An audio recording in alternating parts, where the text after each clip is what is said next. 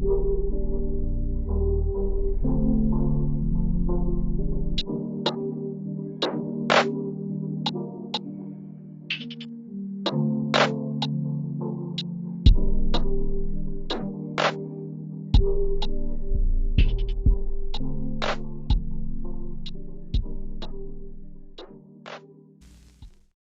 World Cup of Hockey came out and talked about in 2024. There'll no longer be Team North America and Team Europe. Remember how awesome those teams were? What are your thoughts on that? I don't think you can have a true World Cup if you have these sort of fake teams. You're in favor of it? I'm in favor of getting rid of them. No way. Okay, maybe this is good. Talk about it.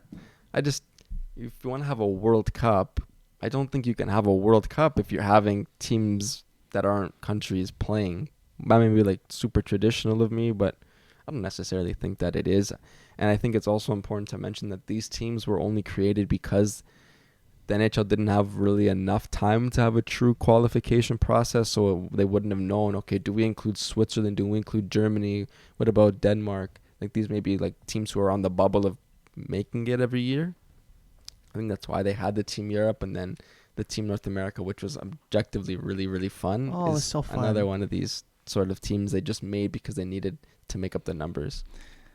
I'm going to disagree. Okay, I'm going to disagree. Team North America was the funnest part about that tournament. It raised awareness. I don't disagree. Raised awareness for younger players in the media and in the franchise. It increased their hype. It also increased their marketability. Remember when we saw McDavid and Matthews playing on the same line for Team North America? It was so cool. It gave fans who otherwise wouldn't have known about these players a chance to learn about them. And fine, everyone knows Connor McDavid, but maybe if an Owen Power played in the World Cup of Hockey, fans who didn't know about Owen Power now know about him. Yeah. Right, but the second biggest reason why I think Team North America was so awesome is because it gave these young kids a chance to compete against the world's best. Aren't you so tired of top 5 picks prematurely being called busts and then showing out 2 seasons into the league and everyone goes, oh, I knew Jack Hughes was going to be great. Yeah. Do you in the first 2 seasons of Jack Hughes' career, he was so bad. He was bad.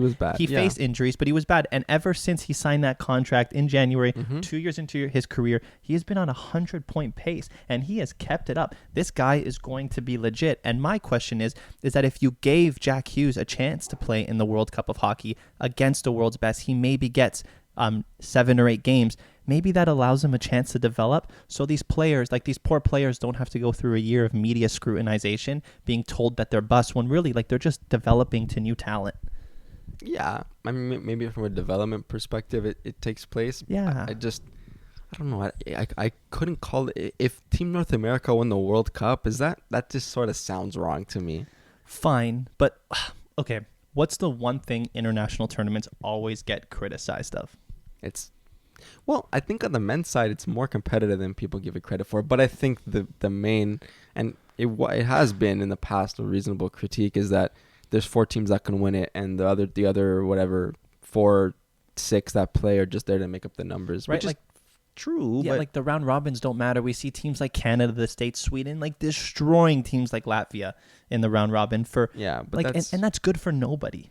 No, but I think that's more in the World Juniors because it happens more every year, so we see that more often. Mm-hmm. I think there's also teams like Switzerland and teams like Germany. They have decent players now, but they can't compete against Canada. No, I'm not saying they would win. I don't know if any of these games end in pure blowouts. No, they don't. But as we saw in the last World Cup of Hockey in 2016, Team Europe and Team North America competed so well. They did. Team North America beat Finland 4-1. They lost to Russia 4-3, and they won against Sweden 4-3 in overtime. That was a crazy game. They finished second in the group Team Europe finished second in the group only to Canada. And they went to the finals. And advanced to the knockout stage. They went to the finals.